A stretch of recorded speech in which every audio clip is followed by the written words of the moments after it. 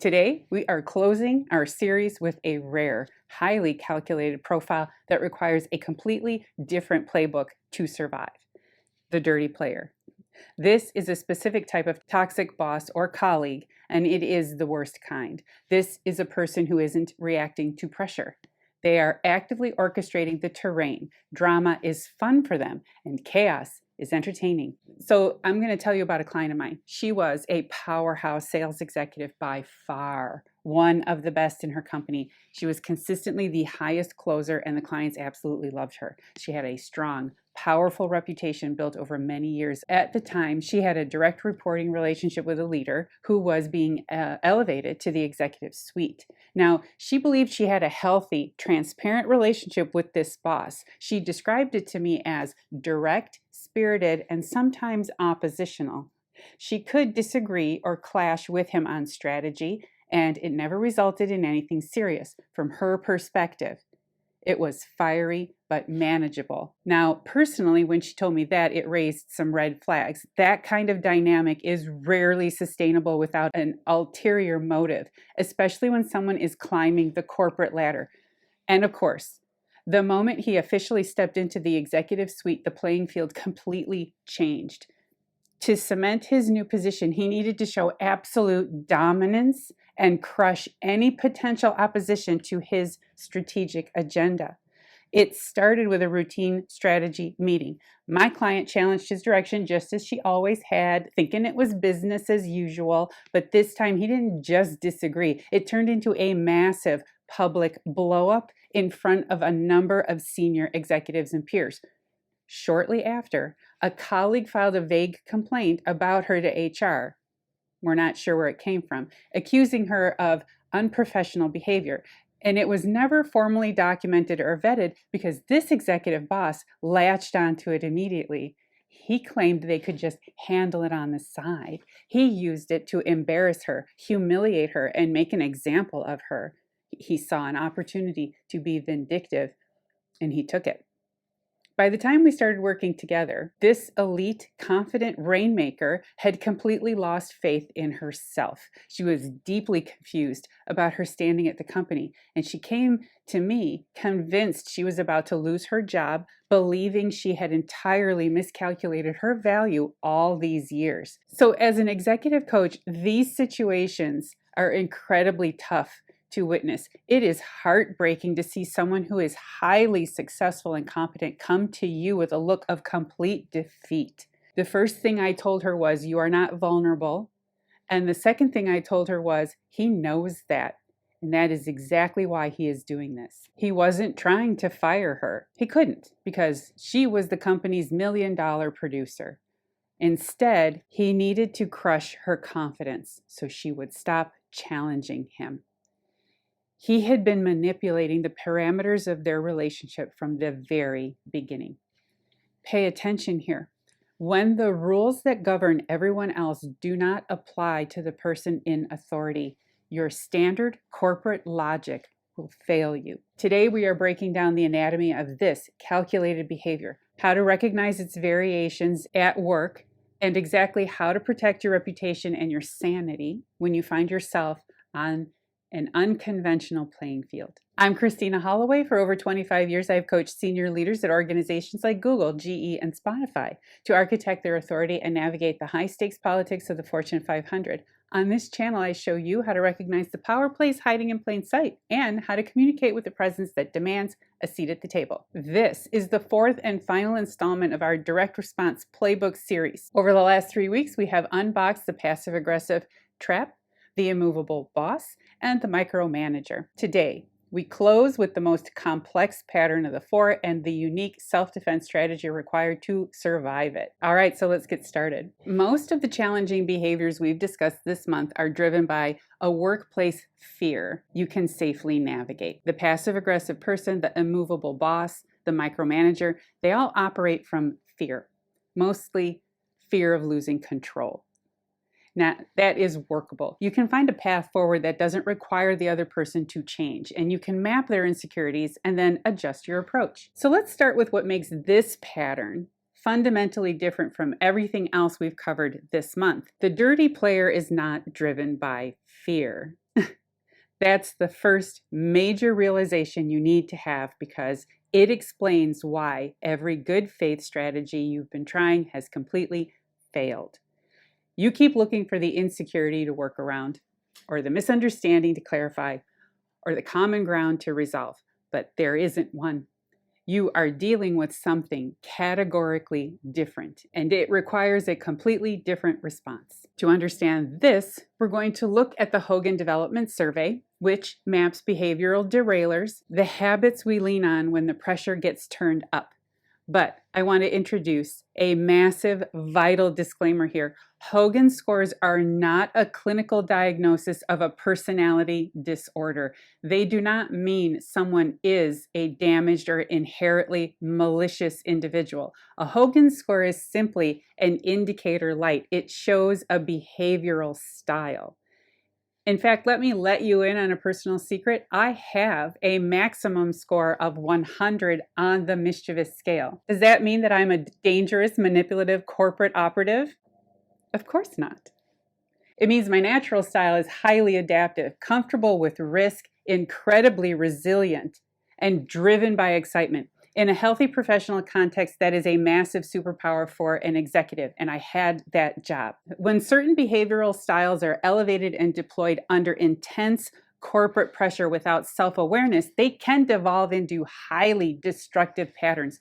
For the dirty player, 3 specific behavioral indicator scales combine to tell the story. The first is the bold scale. Hogan describes this as having a remarkably robust view of one's competency, worth, and future success. In a healthy state, this is a confidence required to lead major initiatives. But in a derailment state under pressure, a high, bold leader genuinely believes their success is guaranteed, struggles to admit mistakes, and expects special treatment. It creates an attitude that the rules are for people with less talent and that accountability belongs to someone else. The second is the Mischievous scale. Now, this scale concerns a style that is charming, risk-taking, and excitement-seeking. When an individual lacks self-awareness, a high Mischievous scale means they are incredibly skilled at utilizing charm to manipulate situations, bypassing inconvenient policies and procedures when it suits their agenda, and relying on their wit to smooth over any fallout. The specific subscale we monitor here highlights Machiavellian tendencies, using social engineering and charm to navigate organizational politics purely for personal advantage, often without experiencing the typical professional remorse. The third is the colorful scale. The scale is all about being dramatic, expressive, and attention-seeking. High colorful leaders are master communicators who effortlessly become the center of attention. But under stress, this style can use artificial corporate drama to dominate the narrative, resist sharing credit or the spotlight, and keep themselves at the absolute center of relevance to ensure they are never ignored. Individually, each of these scales simply produces a distinct high-energy leadership style, but when these 3 scales combine at exceptionally high levels in a single leader who lacks a baseline of professional integrity, you get a highly calculated corporate player. You have someone who believes the rules don't apply to them, who enjoys testing boundaries and manipulating environments for entertainment, and who uses organizational drama as a deliberate tool for maintaining control. And that sounds an awful lot like my client's boss. So I want to be clear about this too. This full combination is the rarest profile in this entire series. In nearly a decade of debriefing executive assessments, I have never seen all 3 of these scales maxed out in a single individual. And now that's just my experience, and I'm sure they exist, but I have yet to see one. What you are far more likely to encounter at work is what I call shades of this profile. Someone with 1 or 2 of these scales, highly elevated, producing behavior that feels calculated and intentionally disruptive without reaching a full archetype. But even shades of this pattern can cause immense damage to your career if you don't know what you're looking at. So let's break down how these changing faces actually show up in your day-to-day work environment. Not every calculated player operates using the exact same playbook. The behavior you witness is going to be heavily amplified depending on which underlying style dominates their personality. So in my coaching practice, I see this calculated pattern express itself through 3 distinct expressions. I came up with these personas, and I think they're quite accurate. So the first expression is the Shakespearean. The Shakespearean is driven entirely by attention. They perform for the audience, treating the office as their personal stage. They use artificial corporate drama as a deliberate tool to remain highly visible, relevant, and in absolute control of the workplace narrative. Because the colorful scale is dominant here, they have a natural gift for rallying people, reading a room, and making basic leadership feel like an intense cinematic experience. The danger is that they are genuinely entertaining and magnetic in the beginning. They make boring status meetings interesting and inject high energy into the environment. You get caught up in their momentum until you step back and realize it was all performance with no actual substance underneath. Their victories are highly theatrical, but their failures become someone else's crisis. The moment the spotlight naturally shifts away from them, maybe because of your success or an organizational pivot, they will actively manufacture a political fire or a public conflict just to pull the center of attention back to themselves. The second expression is the prodigy. The prodigy is driven by absolute entitlement because the bold scale runs dominant here. They possess a fixed belief that their natural talent alone exempts them from standard accountability, from the normal pace of organizational advancement, and from the rules that govern the rest of the team. This is not earned confidence. It is an unshakable conviction that they arrived in that organization already exceptional and already deserving of whatever resources, titles, and authority their vision demands. The prodigy doesn't develop their position, they simply claim it. The ultimate tell with this persona is the complete absence of a question. They never ask whether a specific action is appropriate or whether a resource is available or whether a strategy has been agreed upon by the stakeholders. They simply proceed as if their intent dictates reality. And they treat any legitimate operational challenge or boundary you set as a personal insult or an obstruction to be bypassed. I worked for this type of person, and my video on the narcissist boss is right here. The third expression is the provocateur. So the provocateur is the most challenging and dangerous persona to navigate because standard corporate deterrence simply does not work on them. You can manage a Shakespearean by removing their audience. You can redirect a prodigy by offering them a larger project to own. But you cannot deter a provocateur with standard professional consequences because chaos is exactly what they are looking for. The mischievous scale dominates this expression. The provocateur gets bored incredibly easily. They like high stakes. They like risk. And they enjoy the thrill of walking right up to the line of what is permissible, upsetting the corporate status quo, breaking inconvenient policies, and watching everyone else scramble to clean up the operational chaos is for them deeply satisfying. The chaos is the entertainment. It is the worst manifestation. They are the joker. This was my client's boss.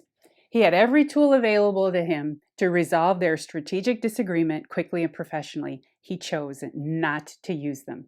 Why? Because watching her navigate an unstable environment that he completely controlled gave him an intense sense of power. He was entertaining himself. And because she was the highest performing rainmaker in the company, she was the most interesting object in the room to manipulate. This is what makes the pattern so uniquely disorienting while you are living through it.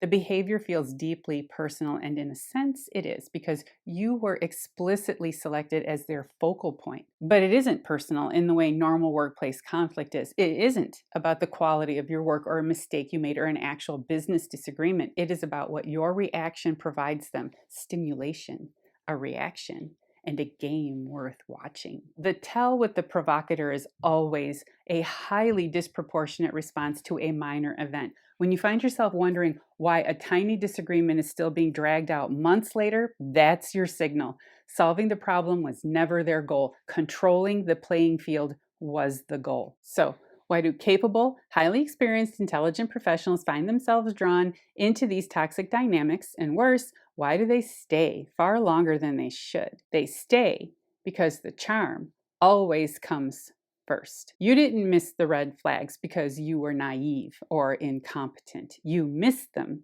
because this person was genuinely appealing and magnetic at the start. That Shakespearean is incredibly entertaining to collaborate with. That prodigy comes across as a brilliant visionary disruptor. That provocateur feels exciting to be around. Someone who seems completely unafraid of the corporate bureaucracy that everyone else is tiptoeing around.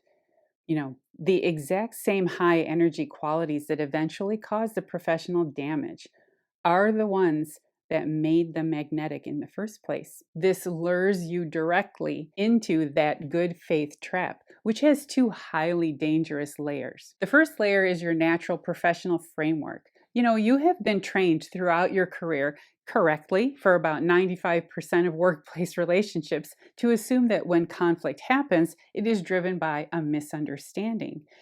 You assume that there is a reasonable explanation that will fix the issue if you can just find the right words. So you schedule an alignment meeting, you sit down with them, and the conversation goes beautifully. They are charming, collaborative, validating. You breathe a sigh of relief, and then the exact same destructive behavior continues the next day. So you try a different approach. You become more direct. You document more data. You show more patience, but the behavior simply shifts shapes. And because you do not encounter this calculated style regularly, you keep applying a good faith framework to an unconventional game. You keep throwing logic, transparency, and vulnerability at the situation. And that person isn't reading for information, that person is reading for leverage. The second layer is the organizational protection problem, and this is a tough pill for high achievers to swallow. Most calculated players survive and thrive inside organizations for a very long time because they know exactly how to manage upward while delivering short-term results. They ensure their revenue numbers look good or their public presentations are flawless. When you file complaints through the proper channels, attempt to escalate through HR, or bring a carefully documented case of manipulation to senior leadership, you will often find that the organization is remarkably unsupportive. This is not cynicism. It is the reality of corporate architecture. The organization is a machine designed to protect its immediate interests. A calculated player rarely exits because someone made an internal case about their behavior. They exit only when their behavior creates an undeniable public external risk like a catastrophic client loss, a massive reputational hit, or a severe legal exposure. Until that specific moment arrives, the formal corporate system is not reliably working in your favor. Relying on a standard escalation to save you is a losing strategy. The playbook for this final chapter is not about changing the boss, fixing the relationship, or waiting for corporate justice. It is about total strategic self-preservation while you intentionally decide what you want to do next. This playbook represents a total shift in strategy from the previous 3 weeks. You are no longer trying to improve the dynamic, earn their trust, or fix the relationship. You are insulating your work, anchoring your reputation laterally, and protecting your options. Here are the 5 strategic moves. Move number 1, end the justifications. Stop over explaining your choices, your metrics, or your work to them. When you hit resistance from them, your natural instinct is to offer a lengthy context to prove you are right. Resist that urge. Calculated players and provocateurs especially do not read your explanations for clarity. They read them to find where you feel defensive. They are looking for your weaknesses. Where you over-explain is exactly where you feel exposed, and that is precisely where they will apply pressure in the next meeting. Shift to clean, brief, direct, and objective communication only. State the fact, deliver the metric, and stop talking. The less raw material you surrender, the less leverage they have to weaponize against you. Move number 2, establish the paper trail instantly. Do not build your documentation trail eventually. Build it immediately and in writing. The Shakespearean is an expert at rewriting history the moment a project hits a snag. The prodigy will seamlessly claim absolute credit for your wins and distance themselves from any setbacks. The provocateur will look you in the eye and express complete, genuine puzzlement at your version of a verbal agreement. What? Your paper trail is your only objective anchor to reality. Follow up every significant meeting, verbal alignment, or strategic pivot with a clear, brief email summary. To confirm our discussion today, we are moving forward with X parameters by Y date. Create the objective record before you ever think you need it. More importantly, for your own sanity, write things down. I see a lot of comments that they don't want to write it down or documentation does nothing. That's not true. Write it down and document it for your own sanity. You may never need to use it, but that's not the point. The point is to give yourself a reference and reminder that you're not insane. Move number 3, anchor your reputation laterally. The most severe, long-lasting damage a calculated player causes is narrative damage. Whisper campaigns that subtly undermine your presence. You cannot fight a whisper campaign with a counter narrative. You fight it with undeniable cross-functional visibility. You must operate across the corporate matrix. Build deep, authentic professional relationships with lateral peers, cross-functional stakeholders, and external allies who interact with your work directly. The more touch points your value has across the organization, the harder it is for one single manager's distorted narrative to take hold in the minds of leadership. Move number 4, map the terrain. Before you ever take an issue upward or initiate a formal escalation, you must map the political landscape with complete objectivity. Ask yourself, who has this person successfully charmed? Who directly benefits from the revenue or results they generate? Which executive would be highly inconvenienced if they were forced to address this behavior? Escalating an issue without an influence chart is how highly capable professionals leave themselves incredibly vulnerable. If the leader you are planning to escalate to is politically, financially, and personally aligned with the person causing the issue, your escalation will backfire. You know exactly where the loyalties lie before you make a move. Here's the video on the influence chart. Move number 5, own your exit. This is the most vital move of all. Some corporate cultures choose to actively tolerate and enable destructive behavior because it serves a short-term financial metric. Recognizing that an environment is no longer a safe or productive environment for your intelligence is not a failure, it is a profound, high-leverage strategic choice. Let's look back at my sales executive client. Once we mapped the terrain, she realized something. The executive suite had absolutely no intention of firing her because her $1 million revenue stream made her entirely untouchable. The boss's attacks were purely psychological. The moment she realized his behavior was just a calculated game to manage his own positioning, her sense of defeat completely evaporated. She re-anchored her confidence, used her lateral alliances, and chose to stay entirely on her own terms, completely unbothered by his narrative. And from a distance, she could see him struggling with his new role. But if staying in your environment requires you to constantly surrender your peace, your agency, or your professional boundaries, you must give yourself explicit permission to walk away.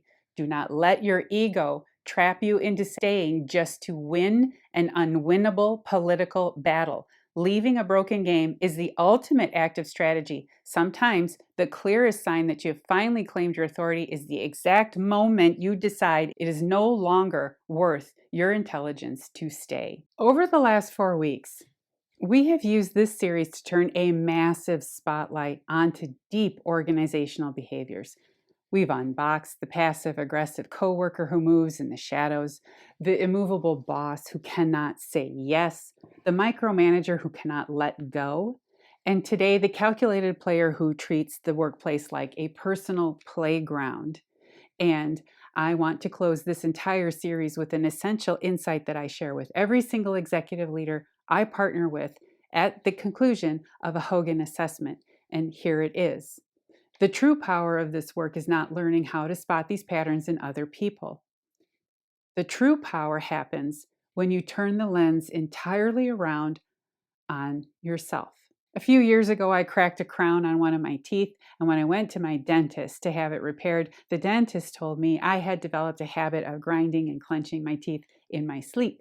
So I said, well, can't I just work on changing that habit? I didn't want to wear a night guard. And he looked at me and he said, no, your brain is in an entirely altered, unconscious state when you sleep. You cannot change an unconscious habit. That is exactly what behavioral data and self-awareness tools do for your career. They don't fix you. What they do is make your unconscious habits visible. They show you exactly what protective mechanisms, habits, and communication patterns you automatically reach for when you are stressed, threatened, or backed into a corner. We all have them. Every single one of the behavior patterns we have dissected this month exist on a natural spectrum. The goal of this strategic work is not to transform yourself into someone entirely different. The goal is to see your own behavioral patterns so clearly that you can choose intentionally how you show up in any given situation. It allows you to dial up the communication styles that serve your authority, dial back the defensive habits that cost you your leverage, and lead your career from a place of deep awareness rather than automatic habit. If this entire series has handed you the exact framework, data, and language you needed to protect your professional space and architect your presence this month, I want to hear about it. Tell me in the comments below which of our 4 playbooks landed the hardest for you. And my free communication toolkit is linked in the description below to help you execute these moves seamlessly. And if you're ready to get a clear, data-driven picture of your own leadership patterns and superpowers, the Hogan Leadership Blueprint is waiting for you there as well. I'm Christina Holloway. Thank you for walking through this masterclass series with me all month, and I will see you in the next video. Bye.